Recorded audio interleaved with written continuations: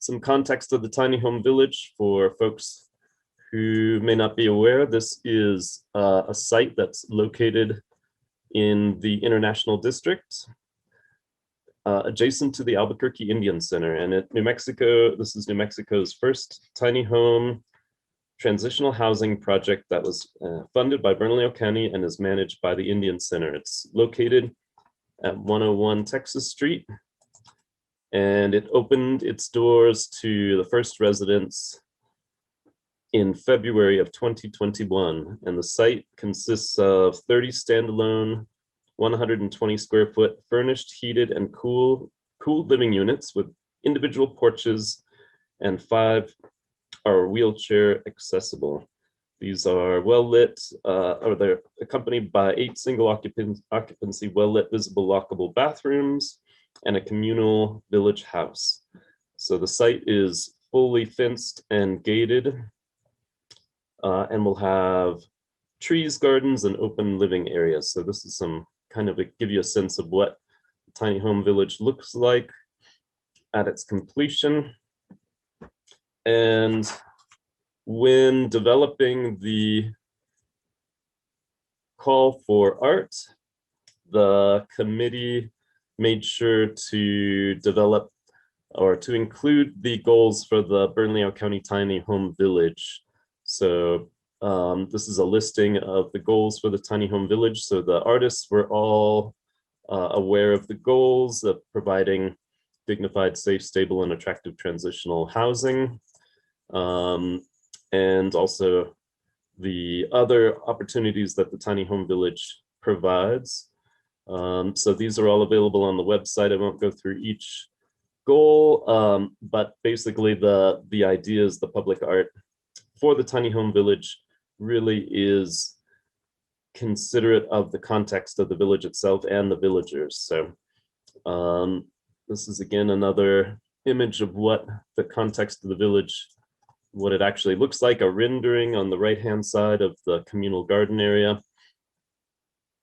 and the houses themselves.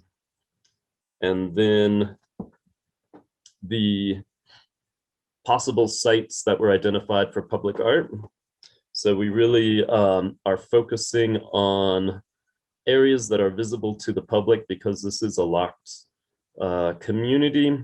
The artwork per the 1% for the Arts Ordinance needs to be visible and accessible to the general public. So with the locations of the art being in the welcoming area, the parking lot, the guest welcome area, this is really truly the most visible public site of the space. So that was the committee's focus, was on this parking area here. So you'll see reflected in the artist presentations these locations. So and these are some of the goals for the artwork itself that were built into the call for art.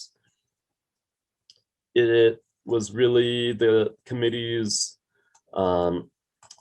desire that the artwork be participatory in the very beginning stages of the planning of the project, the creation of the art, and from beginning to end. And then also that it be helpful and provide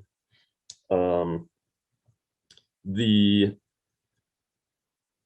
residents of the village an opportunity to see inspiring content and have something that would be really engaging and inspiring as they're residents of the village.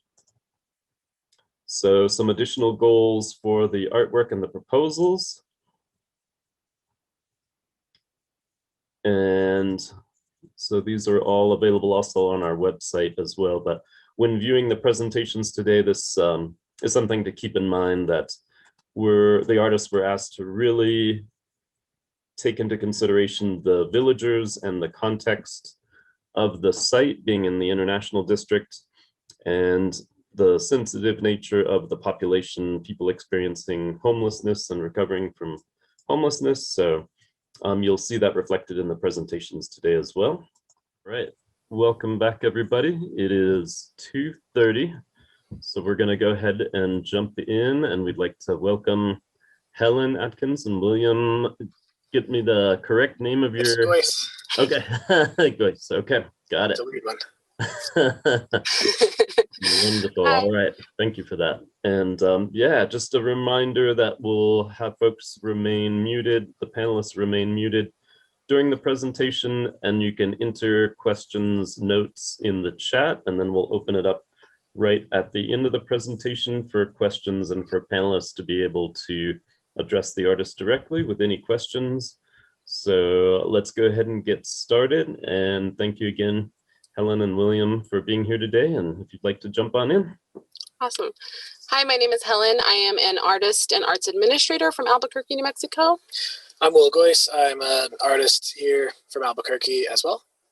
And today we're going to be presenting on our proposal for the tiny home village sculpture. I'm going to be giving you some background on Will and I as a partnership, as a creative couple, and also just going over our design themes, budget, timeline, and sort of how we're imagining this could work out.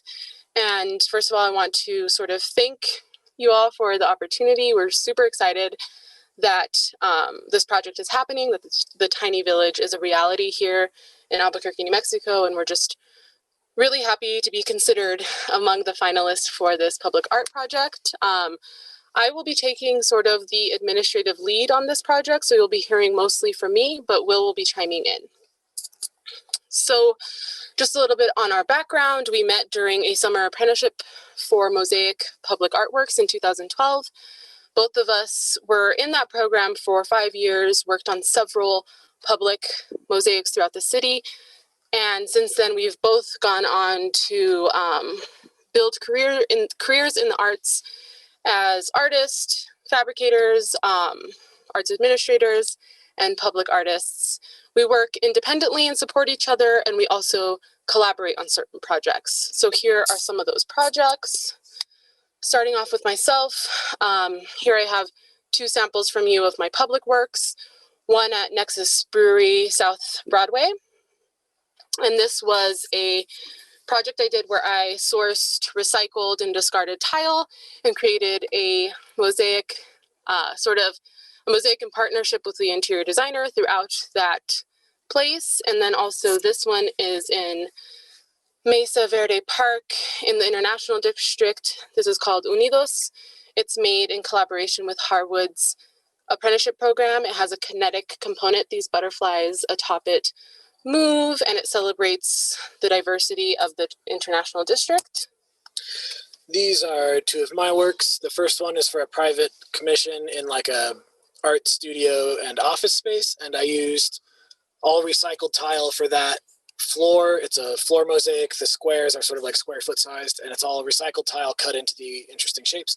The one on the right I did with the temporary installations made for the environment with New Mexico Arts, and it's 2 couches that were recycled couches where the fabric and everything was taken off, and then they're covered with a burlap and concrete mixture and made to look like the plains and the Rocky Mountains, which sort of symbolizes the 2 cultures that collide in Las Vegas, New Mexico. And here are some of our collaborative works. So Cambio is in Mesa Verde as well. It's a mosaic bench that we worked together to install. And these images are from our most recent collaboration that was at Secret Gallery.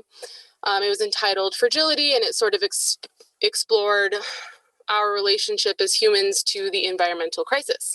So all of these projects we think fit into the proposal that we're going to share with you. We're also socially and community engaged.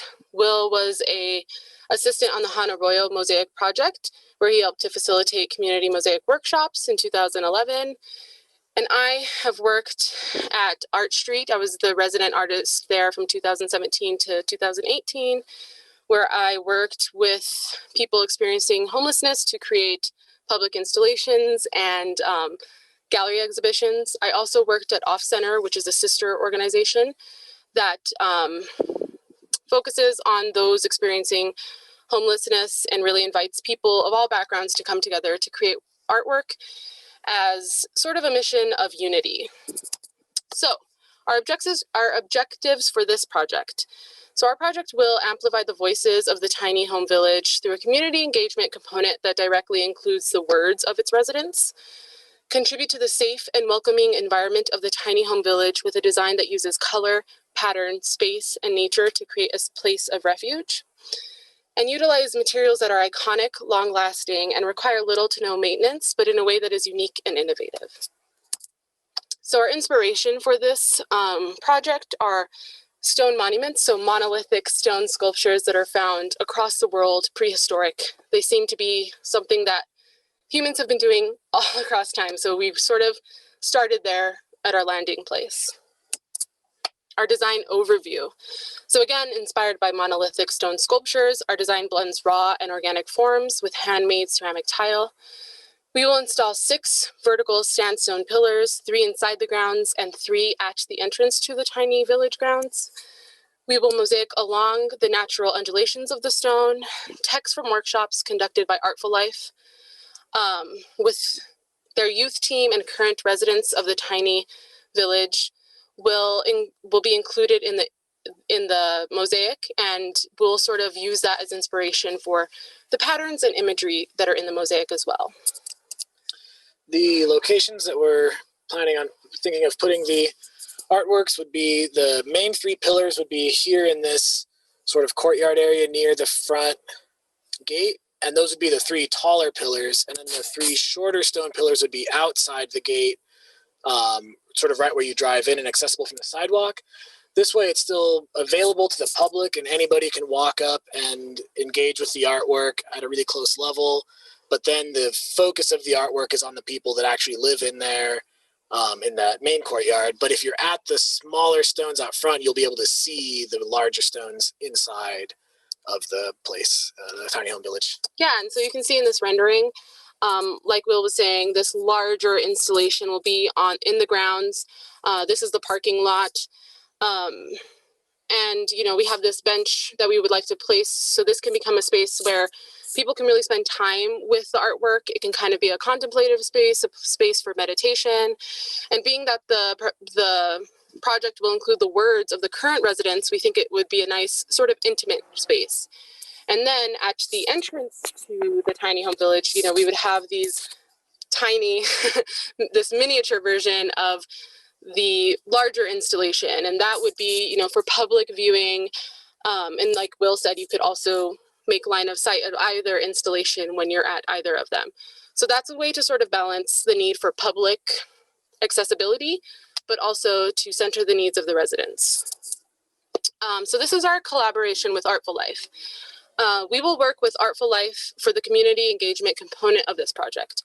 Artful Life has an established practice of engaging with diverse communities in the ID since 2011.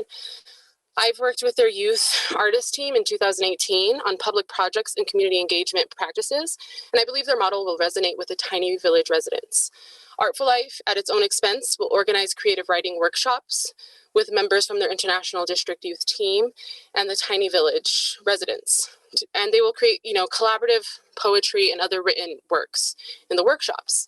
And these workshops will sort of explore themes of mutualism and collaboration and what it means for individuals and communities to grow, what is needed, what we can all offer one another to help make that happen.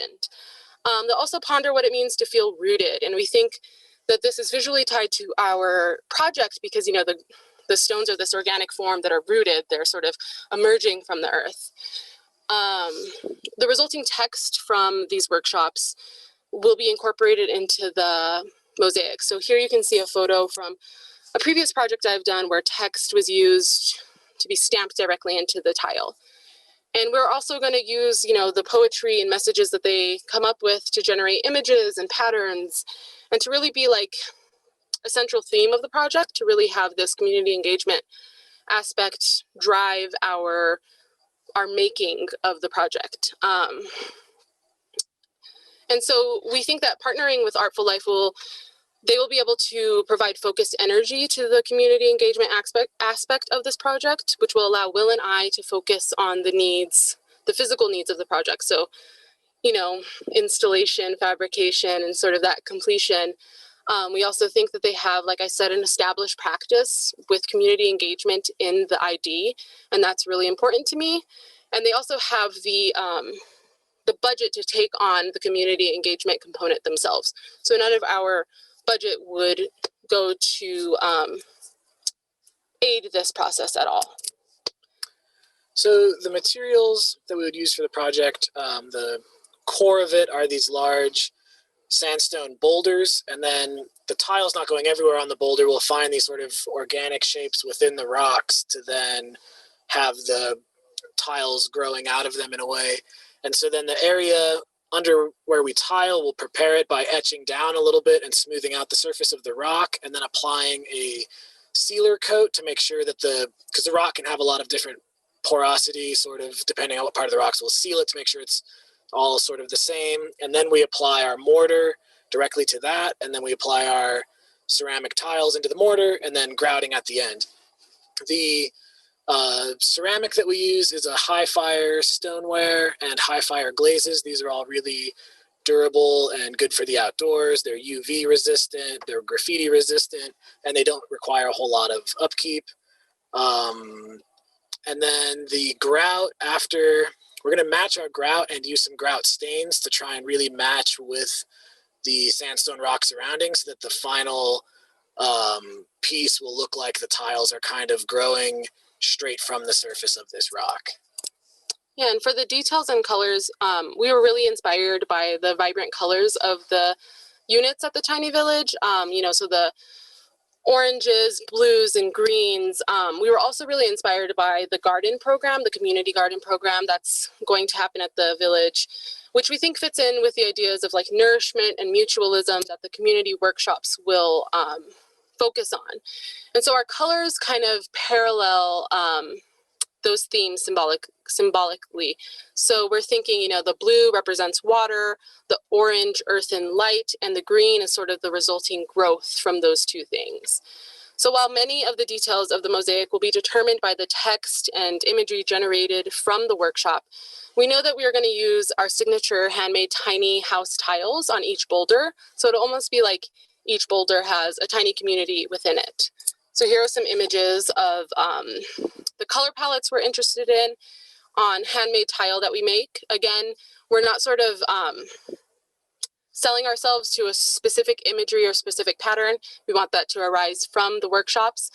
But these give examples of some of the ways our tiles might take shape, and they also clearly display the range of color that we're able to sort of get from the glazing process. And then these are the tiny houses. And so this is each one of these is about an inch or smaller, and we just think it fits so perfectly with this project. So we're excited to get a chance to use these. So the installation. So there will be two phases to the installation. So there's the boulder installation and the mosaic installation. So the sandstone pillars, which will be purchased from a local provider like Rocky Mountain Stone, who we consulted with for our proposal for this project. They provided some of our quotes and some of the knowledge about the process of installing. And then we'll also work with a local landscaping company to install them. So in order for safe and proper installation, we'll have to dig a hole that buries 1/3 of the boulder. So the exact height and dimensions of the boulders is kind of in flux. We know what range we're working with, but it's basically based on what's available for us in their supply. So for example, if we want the boulders to sit at 7 feet tall, we'd have to purchase one that is 10.5 feet tall and bury it 3.5 feet in the ground. And so although we don't know the exact dimensions of what things will look like, we do know the range that we want to be in. So we want our tallest boulder to be between 8 and 10 feet tall, and our smallest that'll be outside, they'll be installed at the entrance to the tiny village, to be between 2 and 4 feet tall once installed. And so then after these boulders are installed, we will install the mosaic directly to them on site at the tiny village. This is our sort of working budget. As you can see, it works with ranges because since we have this sort of fluxing, we have a lot of variables with this project. I thought that a range would be the best way to describe how our budget will work out. So the biggest part of our budget will be the boulders, both, the acquisition of them, the install and delivery. And we have this range because they are sort of priced out dependent on weight. And so that really, like when you get into these like specific feet, that can really change. And the delivery is also based on weight and the installation is based on weight. So we have this range, and that's sort of follows through, the handmade ceramic tile. We know that we spend about $50 a square foot on that. That includes our materials, the clay, the glazes, the tools, and the firing, and sort of the manual labor. So we're estimating that we will do 100 to 150 square feet. And then we have our general liability insurance accounted for, documentation, and an emergency reserve in case something goes awry with the fabrication, installation, or delivery of our piece. And then so our fees are in a flux as well. So the way this works, if we were to sort of use the minimal amounts that we've accounted for, we would get $12,000 each as the artists. If we were to use the maximum amounts that we have accounted for, we would get $4,500 each as the artist. And we're prepared for either scenario. And now on to our timeline. So we have 3 phases to this project. The first would be the community engagement and, getting our material and, working with our partners to deliver and install it. So that's a 3-month-long process that we're accounting for. And that gives the community engagement time to really be meaningful, gives us time to make sure that our canvas, the sandstone pillars are installed and they're, okay. And we're sort of working around the plumbing and the electrical lines at the village. And then our second phase is the mosaic design and fabrication. So once the community engagement is complete, we will respond to that with our fabrication of the mosaic. And then we will, make sure that all stones are sort of installed within that time period. And then the last phase is just a 1-month period where we will actually install the mosaic onto the stones. So we want that to fall in a warmer month, which is why we're thinking March of 2022. And then, we'd have a documentation and dedication. And this is sort of, a proposal. We can work with any needs of the timeline. Yeah, so that's what we have to share with you. I know that was a lot, a lot of things, but, I'm eager for any questions or comments. And yeah, thank you so much. Great, thank you so much, Helen and Will. We will open it up to questions. And so yeah, if we'll invite folks to unmute and address any questions that are in the chat as well. First question is from Tina. If you want to unmute yourself. I will. Helen and William, that was a very cohesive, thought out, and comprehensive presentation, and I want to thank you for that. You really put time into that, and it shows. So thank you for that. My question is, on the smaller pieces outside the gate, are you concerned or you thought of any? I was thinking theft, but they're probably super heavy, so not a lot of theft. But vandalism could be a concern. Well, what is your answer to that? Yeah, so as mentioned previously, the tile is actually really resistant to graffiti, so we're not concerned about that. Any vandalism would have to be in the form of like somebody taking a hammer to the tiles and really wanting them to come out. At that point, I think they would be as easy to repair, so that's the good thing about them being a solid stone, is that like any sort of damage that happens to them, we can easily repair that. Yeah, and all those tiny house tiles come from molds, so we'll still have the molds and all of the glaze sheets still saved, so anything can be recreated that needs to be replaced, any of the houses or the other tiles. And like I said previously, it's all very sturdy materials, so I think it would have to be like, somebody would have to be really, really eager to... Sure, yeah, intent would have to be there, right? Yeah. And the stones will be buried, the bottoms of the stones buried, so like you said, they'll be too heavy to really move. Right. Okay. Thank you. Thank you. Thank you for the question. Next, we'll hear from Ilse. I'm sorry if I'm mispronouncing your name, Miss Veal. Not to worry, everyone has a problem with the name, not to worry. Okay, I really like this project. What I would like to hear a little bit more about is the community engagement part. So I've also worked with Artful Life in the past with the pop-up park that we did. How do you foresee that collaboration between the Artful Life youth members and the villagers to proceed, please? Yeah, thank you for the question. I think that because Artful Life has this dedicated practice of working in the international district, it was really important with me to partner with people who have that sort of like repertoire that they've, sort of done community engagement. They have a relationship with the neighborhood. We're imagining that the youth team would work with the current residents. So I understand that there's a smaller group of residents right now, sort of an initial group that are going through it together. And so we're thinking that that would be good for the youth team to partner with them, and they could meet in small groups or virtually if that's the safest option for the villagers at this moment. And we're thinking that, the youth team and the residents would receive professional guidance from, creatives, so like writers, poets in, creative, collaborative written works.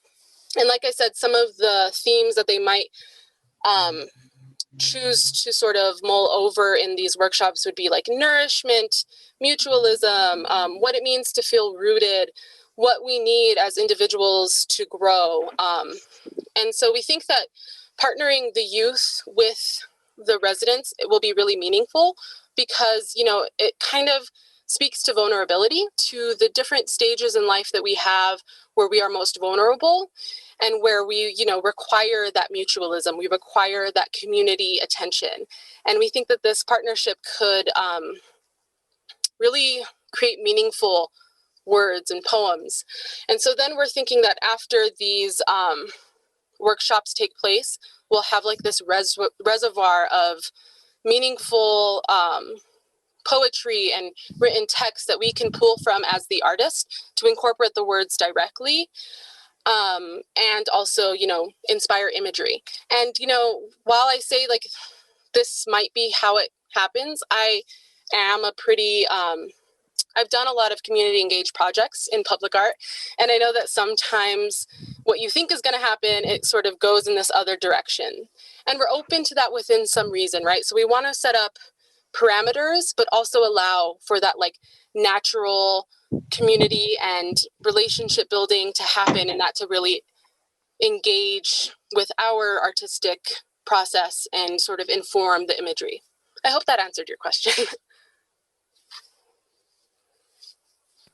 If I may, I just have a follow-up, please. Yeah. So I hear what you're saying, that the collaboration could be virtual or then in person. If it were in person, what would be your ideal venue for that in-person collaboration to be between the youth and the villagers? So I think when we were receiving our tour, our first initial idea was the commune space at the village, that would be a nice space to maybe have small groups come to if it's available. I think if not, if that's something that's like, out of reach because of safety issues, we totally understand. I think that's something that's still in the neighborhood. And I think that's where, Artful Life will prove really helpful because they have a lot of experience working at different places within the international district and finding places within the international district. I know that we were thinking that maybe for small groups, we'd pair, one youth member with one resident. And so, keeping the group to 3, it would be like the professional writer, the resident, and the youth. And so hopefully they could meet at the village, but if they needed to meet at like a local park or something outdoors, I think that that could also be attainable.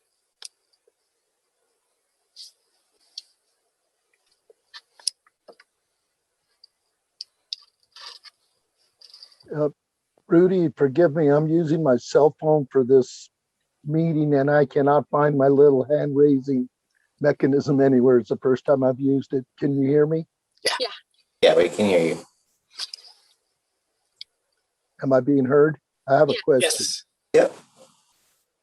Okay, this is a logistic question and I'm probably you thought about it, but you're talking about you've selected the areas where you're going. It's a two-part question. First is, are you set in stone and you've selected the areas to bury these 3.5 feet of stone into?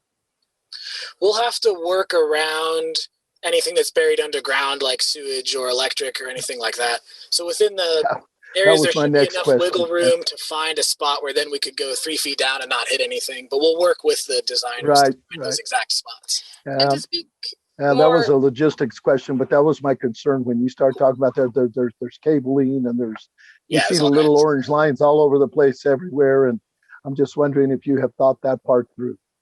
Yeah, and like Will said, we can sort of avoid those in our installation. If the spot needs to be moved, we totally understand that as well. What we were going for with these two sites specifically is like balancing that public accessibility, but then also a place that would be appealing to residents to go spend time in, and that didn't already have a lot of landscape. I noticed that a lot of areas within this run already had like plants that were growing, and we definitely don't want to like rip anything out to install our work. So we're definitely open to suggestion if there's something else we're not seeing that's like that would actually be a better spot. We're totally open to those things. Okay, yeah, generally speaking, when there's a lot of landscape and a lot of trees and flowers, that means there's a lot of plumbing. So, they've got those slow drip systems and all that. That was my only concern, was that you give some thought, or have you thought about the logistic placements that you've selected? Thank you for your answer. Thank you. Thanks for the question.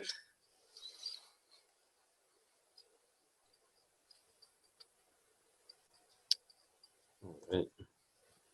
Yeah, do we have any other folks who might have questions? Bernadette or Shasta or Shaston or Carla? Any other members of the Arts Board who are here with us today who might like to address the artists with anything? I actually do, if I could, Kent, because I'm probably just confused. You showed the really cool rocks that were flat, that looked villagey, right? Is that actually its own piece, like a big flat rock, or are you incorporating that into the tower kind of rocks? I'm a little, was this the rock that you were speaking of, this one right here? No, you showed one of your pieces. There you go. The chat's in the way, but that bottom right piece. That was more of a test of like how our materials work with, the rock and the stone and how we can use the grout. So this is a much smaller example. It's like that big maybe. But I wanted to test I wanted to test the houses in the mortar and let them winter over once to see if there was going to be any problems with like the ice setting in there, and it's looking pretty good this spring so far. Yeah, so I'm happy with the test. So that's like a proof of concept kind of on a much smaller scale. The proposal method that would be built into the larger. Yeah. Okay, thank you for clarifying. Thanks.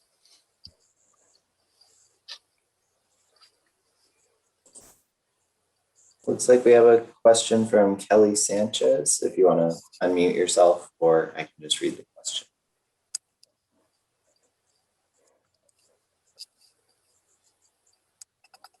Hi, dear everyone. Thank you for your presentation. You put a lot of time into it. Well done. I was wondering about something similar that Bernadette just asked, and I was wondering, if you do a rock with the little tiny houses, where did you plan on putting it? And did you intend it to be something that somebody could sit on? So the rocks themselves, we don't intend that they'll be sat on. We do think that we'll install a bench in the larger installation that's within the ground so that people could sit and view the rocks that have the tiling on. That's sort of this left photo. The tiny houses would go, if you look at this left rendering, left or right, there are these color fades that are within the rocks. That represents where the mosaic will be. And the tiny houses will be featured within those mosaics in clusters. So But on every rock. On every rock. Every rock will have a little bit of every element. Every rock will have a little bit of text and a little bit of houses sort of growing from these streams of text running along. Thank you for that.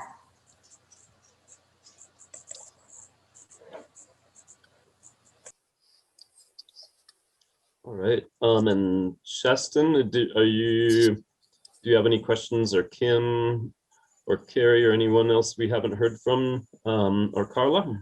I know Carla's busy at her museum, so that might be tricky for her to ask questions, but yeah, if anyone else from the Arts Board has any questions.